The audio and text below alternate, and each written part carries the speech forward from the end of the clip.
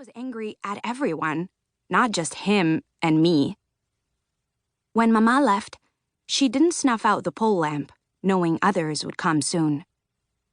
I prayed, as I did every night, for forgiveness for hating my brother Judah. I hated him secretly, in my heart, and God utterly condemned heart hatred. Judah's hatred for me, which was on his tongue, was a lesser offense. His tongue was bad enough.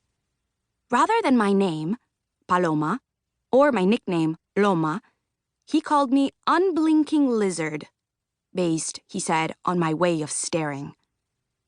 In my mind, I called him Ugly Camelhead because of his long eyelashes, full lips, smooth tanned skin, and not much chin.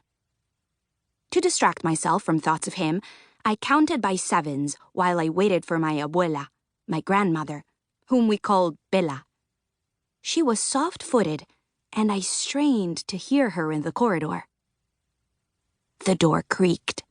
I had failed again. When I was younger, I thought she could float in air, despite her plumpness. She was the shortest in our family, her head barely topping Belo's chin. Belo was what we called our grandfather, our abuelo. To sit on my bed, Bella had to rise on tiptoe. I breathed 10 times before she spoke. She always paused, seeming to know I liked a moment to get used to anyone's presence. "Shall I tell you a story, little fritter?" "Yes, please." I slid toward the middle of the bed to make room for her.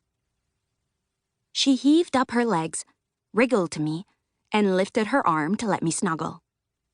"This story is about a girl named Paloma who lived a long time ago in the kingdom of Naples." I inhaled Bella's cinnamon and rose perfume. "How do you know?" she said with mock surprise. I giggled.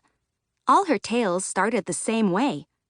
Bella's sister lived in Naples, and every story took place there. "Was she Jewish?" I said, though I knew. "Of course she was. She—" The door creaked again, and Belo filled the doorway, or seemed to fill it. He always appeared larger than he was. Bella slipped off the bed, and they met halfway between the bed and the door. I stood, too, to show respect, and with my feet planted, I felt less afraid. They were hugging. He had just returned from a trip somewhere. I knew only that he'd had an audience with the king and queen. He and Bella lived with us, or we lived with them because he owned our house. He kissed the top of her head. Then he loomed over me, his smile for Bella lingering. No one in our family was tall, but he seemed to be, and seemed heavyset though he was slender. The deception lay in his pulled-back shoulders and in the flow of his robe, which he let hang open, revealing his silk doublet and heavy gold chain necklace. His beard, which he kept combed and trimmed to 2 inches below his chin, was brown and gray. He was only 51, though he seemed ancient. His wisdom was renowned. Even I knew he'd written 2 biblical commentaries and 3 books of philosophy. "What did you learn today, Loma?" I hadn't learned anything. The kittens sleep a lot. But I'd known that since the day after they were born. He frowned. "What else?" My stomach nodded. "Don't grill her, Joseph." They were arguing. I had created discord, which I hated. But Belo's face relaxed. "I'll be in my study, Esther. Come soon." He patted my shoulder and left. Esther was Bella's name, after the queen in the Bible. She and I returned to our spots on the bed.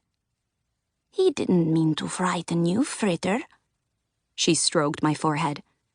"Your abuelo is a great thinker who doesn't always think. He frightened your papa, too, when he was your age." This astonished me.